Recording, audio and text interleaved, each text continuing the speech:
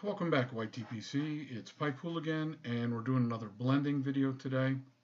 And I wanted to uh, talk a little bit about how I put things together, how things get done. I had some comments, some people private messaged me, and I just kind of wanted to cover them all in one particular video. So today we're making a navy blend. So this will be Virginia's. It's a VaPer that will get a coating, a casing of rum at the end of it. And I just kind of wanted to walk you through the process. Someone asked, how do I choose what goes together? Trial and error. I joke about having jars of doom, which is things that I've tried in small batches that just didn't work.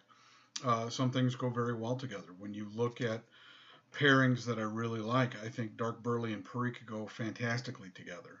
I think that dark fired Kentucky in small amounts really makes a VaPer stand out. It gives it just an excellent flavor. It doesn't overpower the Virginias, so you still get that Virginia flavor, but it gives it a way to cool it down and adds a nuance to the blend.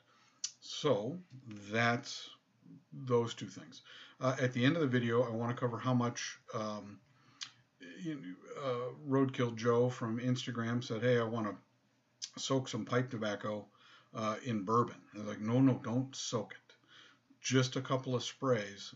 We're going to make a 6-ounce batch of Montrose today so that we can give you a little example of what it's like to put, how much you should spray, how much of the rum should go on this particular version.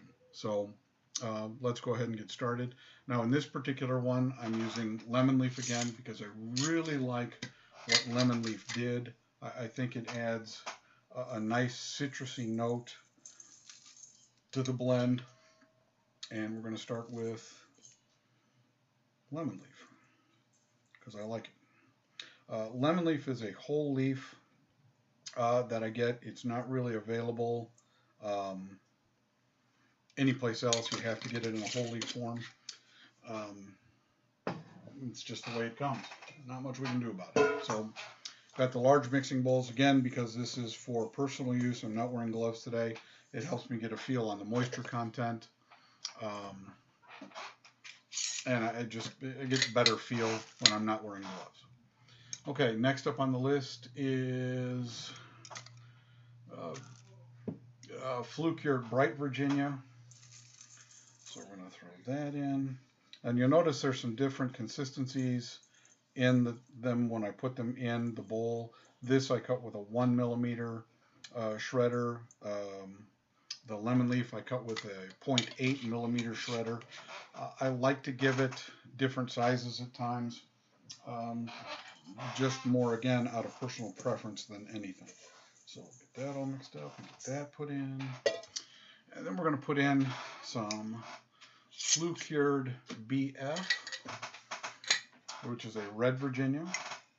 And if anyone's asking, I prefer red Virginias than some of the others, but there is a value to bright. There is a value to yellow Virginias. I think they add something.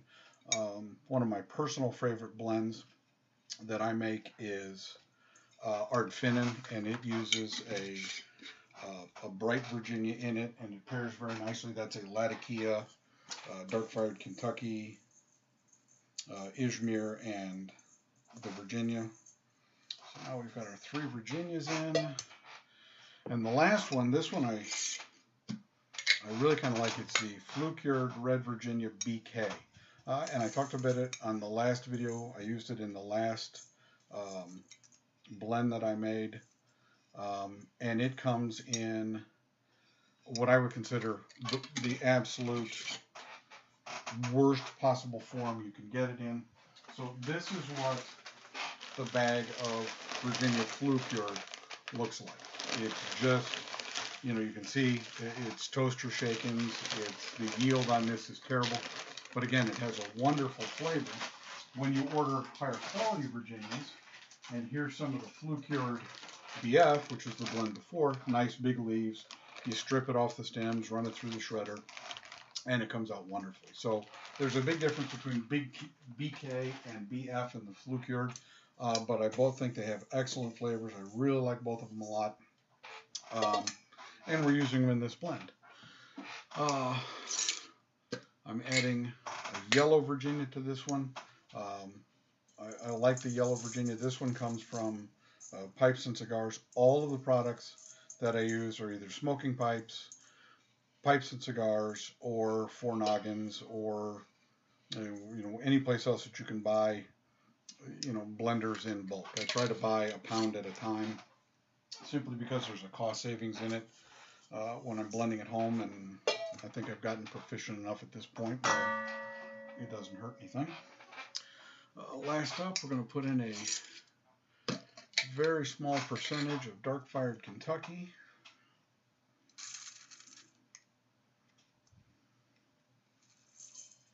And again, if anybody wants the spreadsheet or the math, just shoot me an email at emersonsouthern.yahoo. I'll happily send that to you. And periodically, you don't get the math quite. You put too much in, you have to take some out. So now we've got the dark fired in. And now we're going to add a touch of Perique, because Perique makes a lot of things better. And that's just the way it is. And we're going to put it.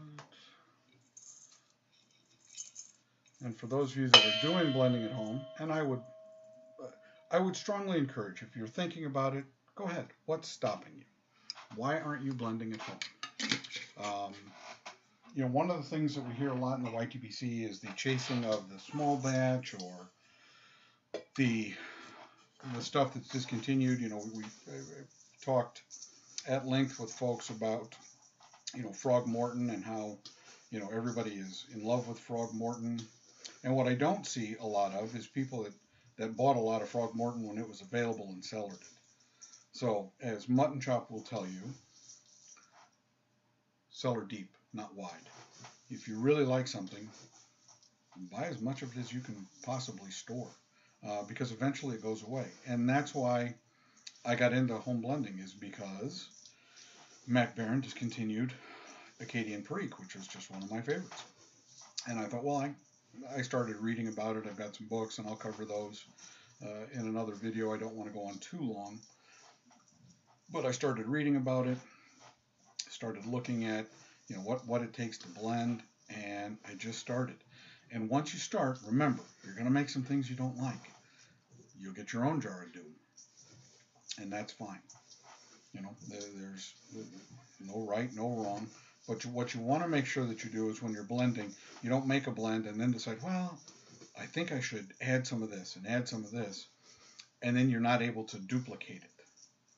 Make sure that whatever you do can be repeatable, and that's where you'll start to capture some magic. So if we take a look, I've got all this mixed up together. It's 6.3 ounces in here. I'm going to press it. I won't press it on video, but I just want to show you. It's got a wonderful golden color. Looks really nice. Smells wonderful. Has a fantastic tin note.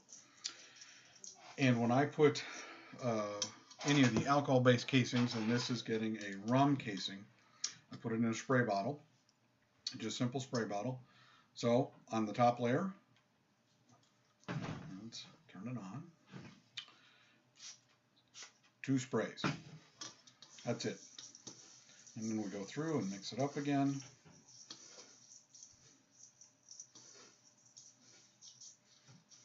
Get that in there, and I missed a spot there, so we're going to get it there. So we've got 3 sprays.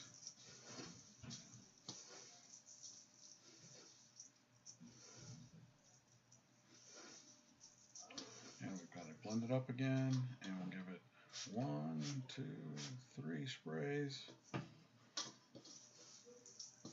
We're not trying to drown it in rum. What we're trying to do is add a nuance to it, something a little bit different. Just give it the essence of the spiced rum that I use. We don't want it to be a spiced rum blend that I've polluted tobacco with. We just want it to add a layer of complexity to it. So we've got it.